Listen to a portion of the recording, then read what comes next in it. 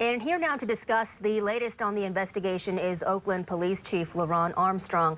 Thank you so much, Chief, for joining us live here today. Thank you for having me. And I just want to start off by saying we are very sorry to hear about this violence impacting your community. We know that this case is a priority for your department. Do you have any updates on the suspects who are involved in this shooting for us? No, we don't have any more updates than we had yesterday. Essentially, we do know that there's two individuals that we believe were responsible for this shooting. We believe that they fired over 30 rounds inside the school and obviously striking 6 people.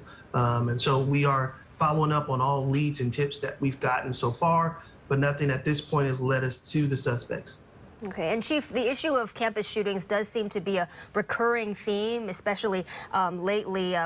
We know of 3 school shootings that happened on Oakland campuses within the last 60 days. Can you help us understand why these incidents keep happening? Well, it's been challenging throughout the city of Oakland with the level of gun violence that we've seen across our city. And for several months, I've been speaking to you, the public and the community about the proliferation of firearms. I think it was just a matter of time with the number of firearms we've seen in our community that they made them onto our school campuses. And that's really unfortunate. And where are these firearms coming from? We know that these firearms, some of which are what they call privately manufactured firearms, ghost guns, is what they're known as. We also know that some firearms have been purchased out of state and brought into state and sold by some dealers. Our partnership with the ATF is critically important, and they've been on the ground helping us with this investigation as well. And Chief, it seems like the suspects in this latest shooting on campus were able to get onto the school campus pretty easily. Do you think this could have been preventable in any way? No, I think the school campus has a security staff that's at the door. I think anytime armed suspects come to a campus, it's very challenging to say that anybody can stop them without being hurt or injured. I do applaud those that put their lives at risk and help students. I also want to thank the heroic officers that responded quickly and went into the school to address the shooters, as well as provide medical for those that were injured. But these are very difficult situations that, you know, it's hard to say if you can prevent them by having someone at any location when you have 2 armed suspects who intend to shoot someone. And is the answer to preventing future school shootings more policing, or is it something else?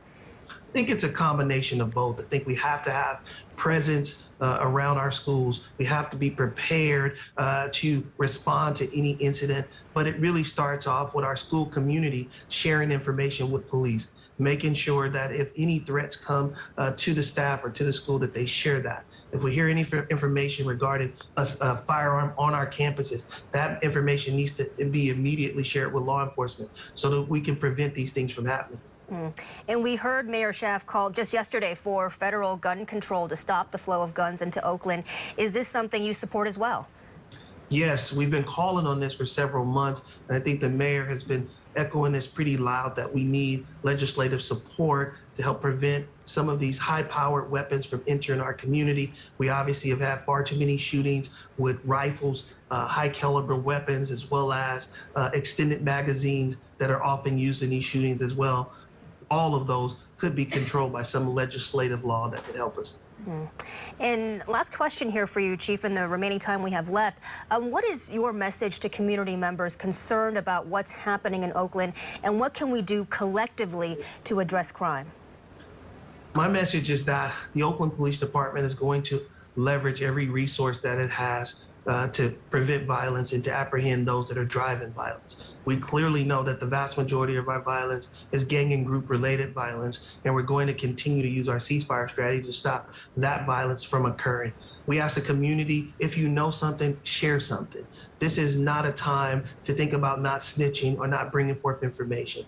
People who commit these crimes have to be held accountable. So I'm really calling on our community right now to bring forth the information that we need to find the individuals that committed this heinous crime. All right, Oakland Police Chief